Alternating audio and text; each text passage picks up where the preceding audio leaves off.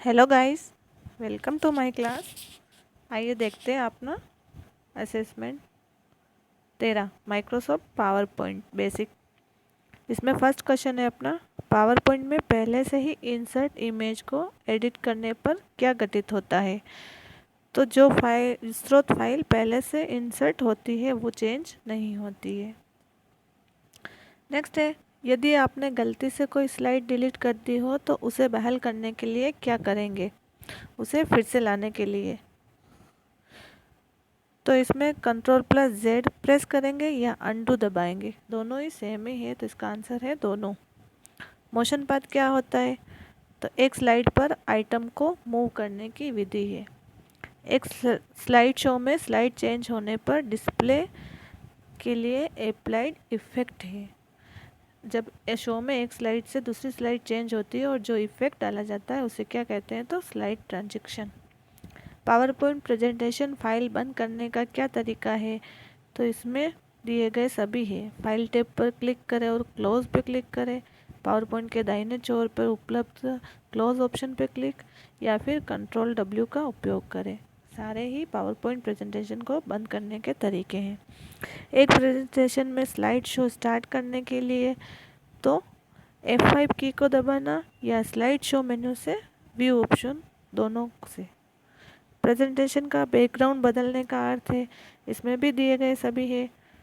Background में style, colour, fill effect बदलना, slide के पीछे पिक्चर इंसर्ट करना, पावर पॉइंट में बैकग्राउंड में पिक्चर लगाना, सारे। किस टैब से आप पिक्चर, टेक्स्ट बॉक्स, चार्ट आदि इंसर्ट कर सकते हैं, तो इंसर्ट टैब में होते हैं ये सारे ऑप्शन। प्रेजेंटेशन में विद्यमान पहली स्लाइड का एक जैसा प्रदर्शन चाहने के लिए आप निम्न में से क्या उपयोग करेंगे, तो प्रेजेंटेशन डिज़ाइन टेम्पलेट, सभी स्लाइडों पे एक सा प्रदर्शन होता है। एनिमेशन टैब में 4 कंट्रोल ग्रुप कौन से होते हैं, तो प्रीव्यू, एनिमेशन, एडवांस एनिमेशन और टाइमिंग, ये चारों कंट्रोल ग्रुप होते हैं। नेक्स्ट है, smart art graphics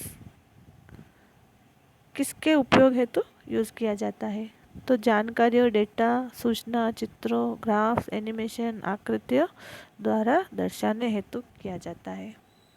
smart art graphics का उपयोग है ना, सूचना और जानकारी और चित्रों को ग्राफ्स में, एनिमेशन में और अलग अलग आकृतियों में दर्शाने के लिए। दिए गए चित्र क्या दर्शाता है, तो ये चित्र में स्लाइड शो दर्शाता है।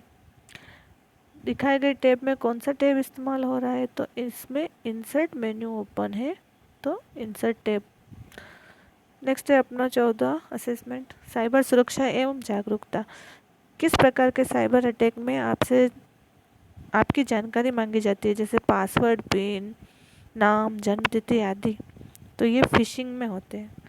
किस प्रकार के साइबर अटैक में आपसे जानकारी मांगी जाती है, ये जिसमें पासवर्ड तथा जन्मतिथि, पिन आदि होते हैं, तो ये फिशिंग में होते हैं। और फिशिंग इन ऑप्शन में नहीं है, तो इनमें से कोई नहीं। निम्न में से कौन सा मेलवेयर का उदाहरण है, तो स्पाईवेयर, वायरस और ट्रोजन हॉर्स, तीनों ही मेलवेयर के उदाहरण हैं।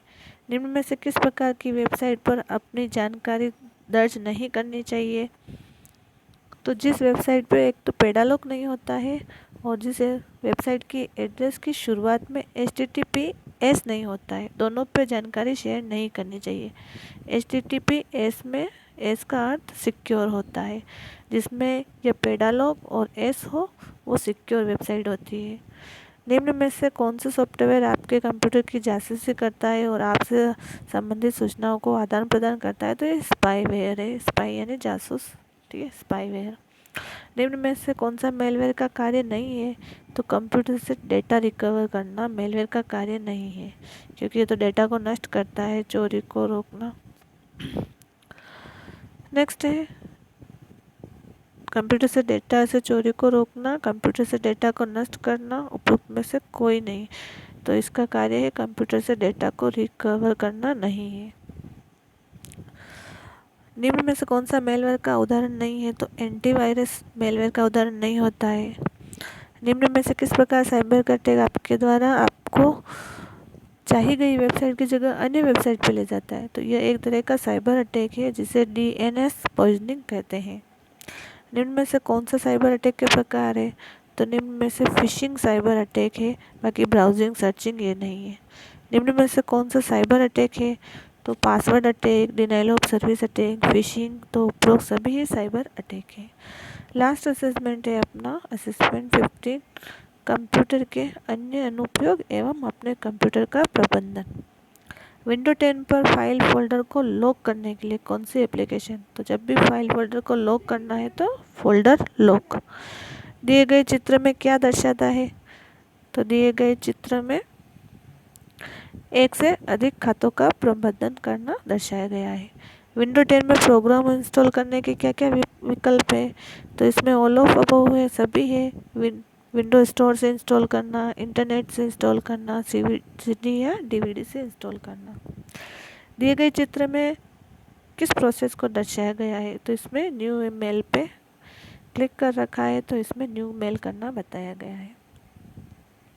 ये ईमेल से रिलेटिव है, इसमें 3-4 क्वेश्चन। दिए गए चित्र में क्या दर्शाया है? नेक्स्ट, तो इसमें रिप्लाई है, तो मेल का उत्तर देना दर्शाया गया है। और इसमें है यूज़र अकाउंट कितने प्रकार के होते हैं? तो यूज़र अकाउंट 2 प्रकार के होते हैं, स्टैंडर्ड अकाउंट और एडमिनिस्ट्रेट अकाउंट। नेक्स्ट है दिए गए चित्र में क्या दर्शाया गया है? तो इस चित्र में भी मेल भेजना यानी मेल कंपोज करना, कंपोजिंग और मेल भेजना बताया गया है।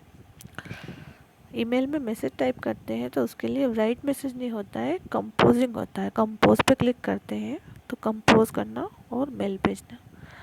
दिए गए चित्र में क्या प्रक्रिया दर्शाई है? तो इस चित्र में एक प्रोग्राम को अनइंस्टॉल करना। अगर इसको जूम करके देखेंगे तो अनइंस्टॉल लिखा हुआ है यहाँ पे, तो अनइंस्टॉल करना दर्शाया गया है। नेक्स्ट है इंस्टॉल प्रोग्राम को अनइंस्टॉल करने के लिए क्या करते हैं? तो इसको कंट्रोल पैनल और सेटिंग के दोनों द्वारा कर सकते हैं। आमतौर पर किस तरह का ईमेल खाता व्यापार सेटिंग के उपयोग में किया जाता है? तो माइक्रोसॉफ्ट एक्सचेंज होता है जो व्यापार सेटिंग में उपयोग किया जाता है। प्रिंटर एक प्रकार का निम्न में से किन कंट्रोल सेटिंग के विकल्प द्वारा इंस्टॉल किया जाता है? तो इसमें से जो भी दिए जा रहे हैं उनमें से कोई नहीं है। उसके बाद है दिए गए चित्र में क्या दर्शाया गया है? तो इस चित्र में आउटलुक स्टार्टअप प्रोसेस दिखाया गया है। हाँ, आउटलुक स्टार्टअप प्रोसेस।